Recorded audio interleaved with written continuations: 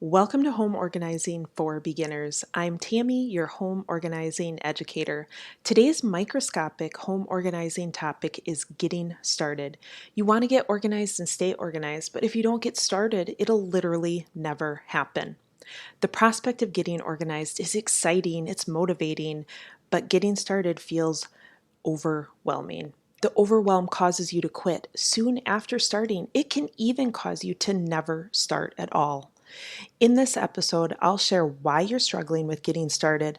I'll share what the solution is, why it works, and how you can implement it. Right now, you may feel ready to dive into getting organized or not. You may feel motivated or not.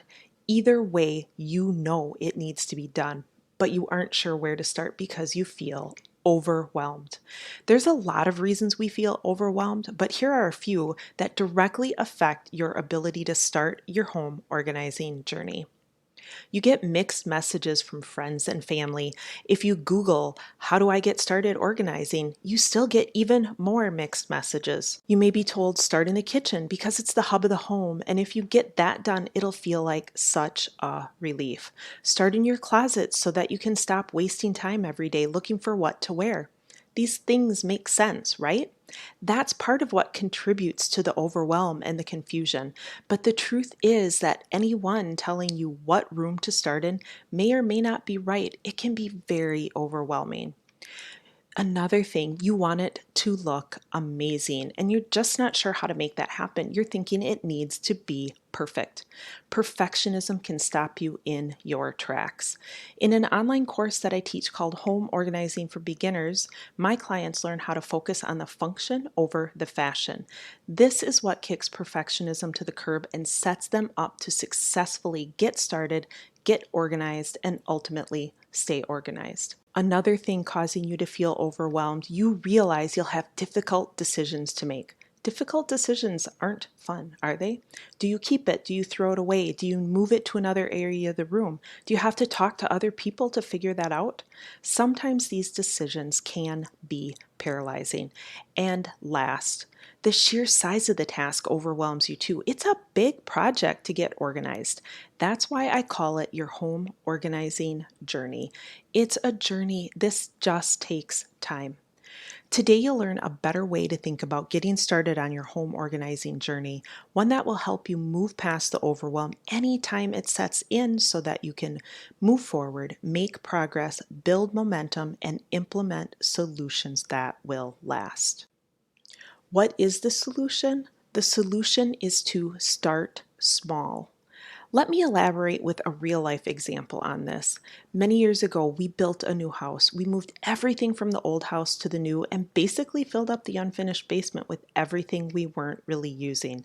It was kind of out of sight, out of mind, right? But as time passed and the kids got older, I knew that I needed to deal with it. But like you, I was overwhelmed with it. I mean, the basement was full. Boxes piled to the ceiling in some areas, kids' toys laying all over the place, Christmas decorations, Halloween decorations, trash bags of kids' clothing, and the list could go on.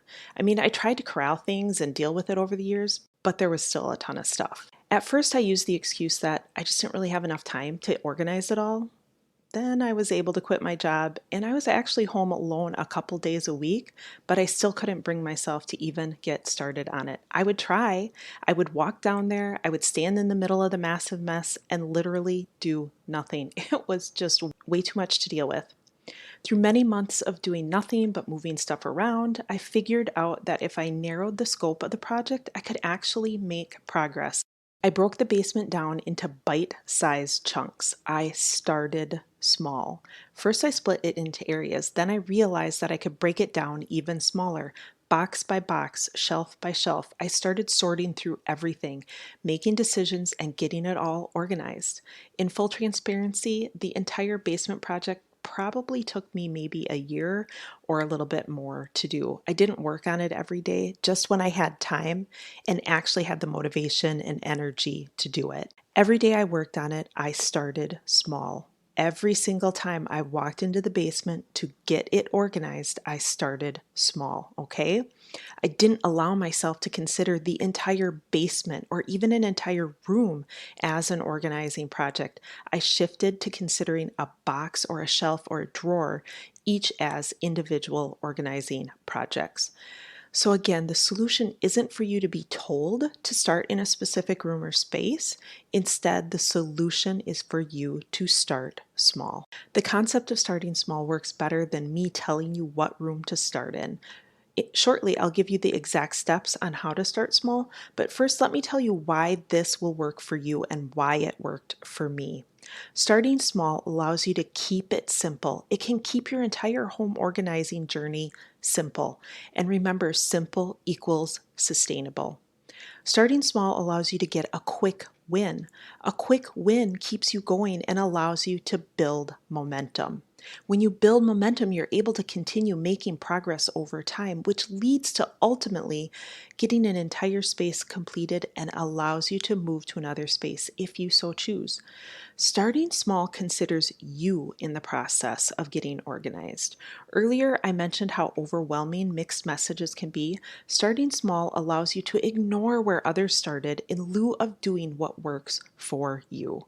This is integral to someone who is just getting started on their home organizing journey.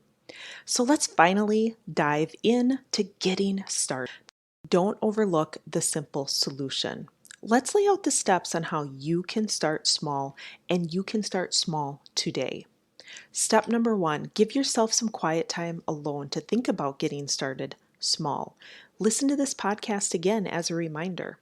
Step number 2, pick a space in your home that only you use. This makes the process of getting started easier since you won't have to ask anyone else to get involved. That can always come later once you feel more comfortable and confident. Step number 3, break down the space into small chunks. Err on the side of too small.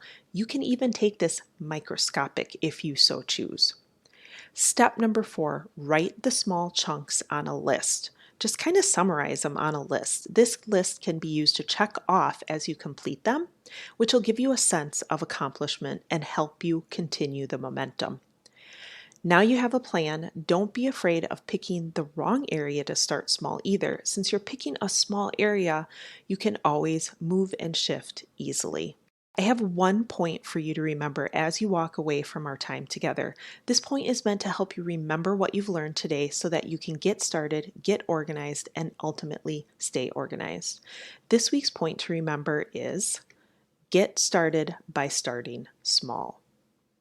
Get started by starting small. To learn your options to continue your home organizing journey with me by your side, go to homeorganizingforbeginners.com. Thanks so much and have a great day. I hope to get to know you better.